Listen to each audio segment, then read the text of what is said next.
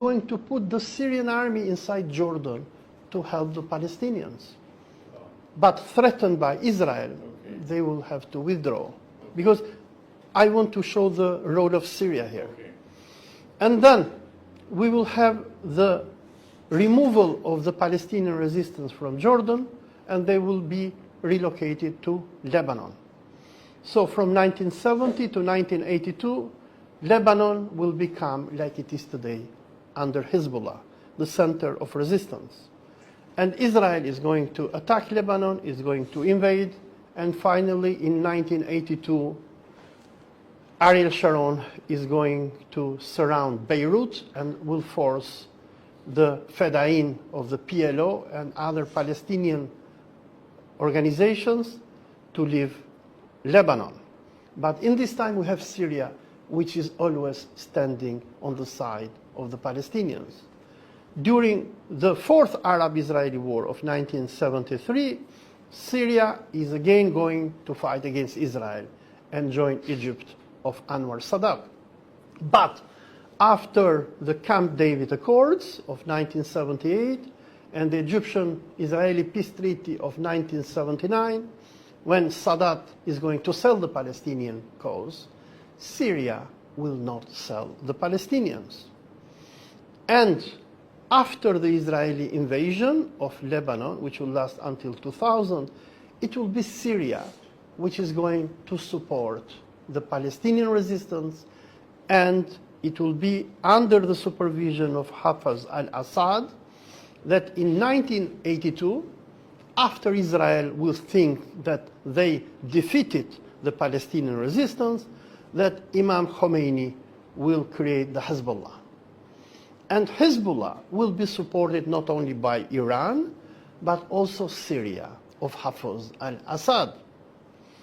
And Syria, until 27th of November 2024, which means how many days before? Today is 14, which means, help me, 17 days or 18 days before, was the last Arab country neighboring Israel, which was in a state of war with Israel and never signed peace with Israel.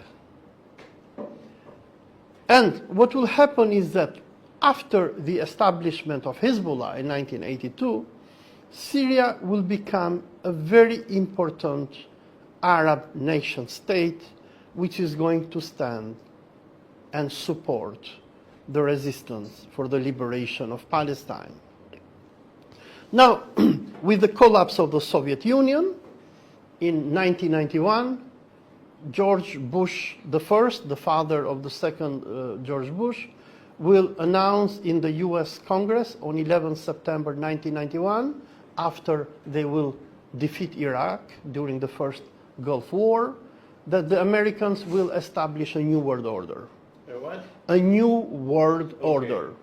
And in his speech in front of the US Congress, George Bush will declare that we no longer have a stalemate when it comes to the United Nations because the Soviet Union is not there.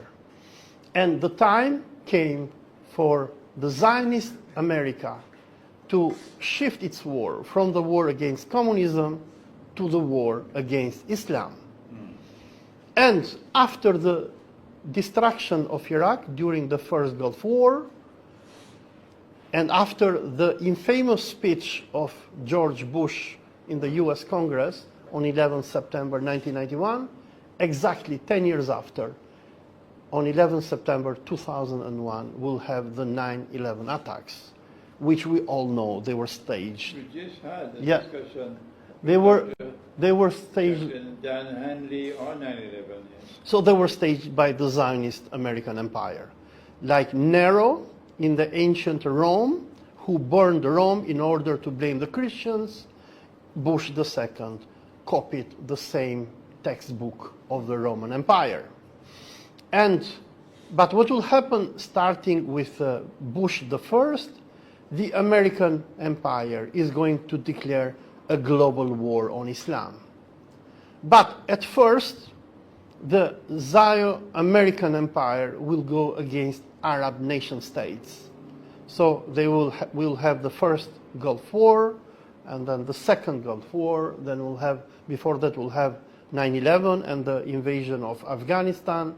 Then we'll have the destruction and the division of Sudan, destruction of Somalia, the civil war and division of Yemen, the killing of Muammar al-Gaddafi in 2011 by NATO. So, like General Wesley Clark has shown, that after September 11, 2001, the Zionist American Empire thought that it was ready to give the final blow to the Arab world, which they did it. But the only country which held until 27th of November 2024 was Syria.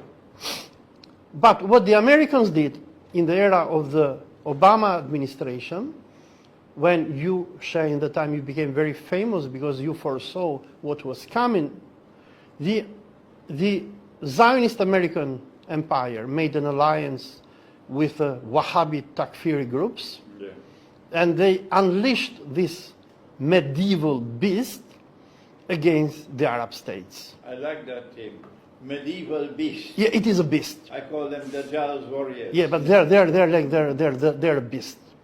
And this medieval beast was used against Egypt. They planned to divide Egypt, but later they changed their mind because they saw that Egypt could become much more dangerous divided. They unleashed this beast against Tunisia, against Libya, and against Syria. So Syria had to witness one of the most brutal wars in the modern history of humanity. It was a civil war, where these beasts of organizations like ISIS or Daesh, Jabhat al-Nusra, Al-Qaeda, and whatever CIA knows how to form and create, they started mass killing Muslims and Christians, raping people.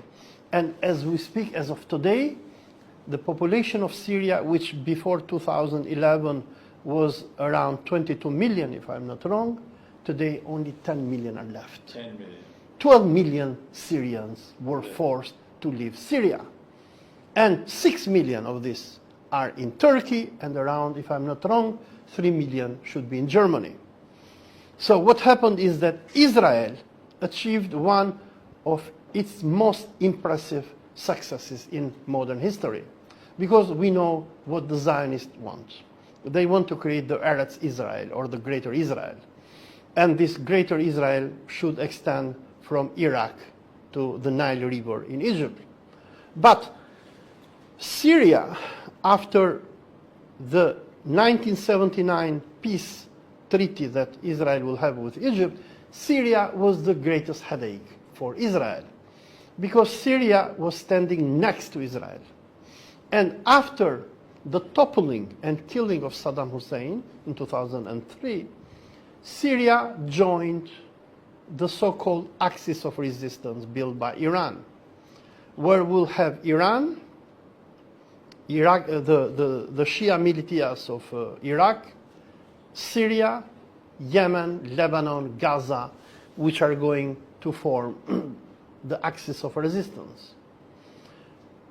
The axis of resistance will come to the support of Syria during the bloody civil war from 2011 to 2016, 17, and Iran, together with Russia, will help the Syrian Arab Republic to prevail against international terrorism.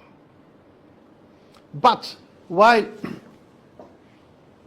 Turkey, which was a major country, which joined the Zionist alliance in 2011 and supported the Takfiri groups to go and burn Syria, in 2015, Erdogan will come into a conclusion and he will understand that the Americans had cheated him.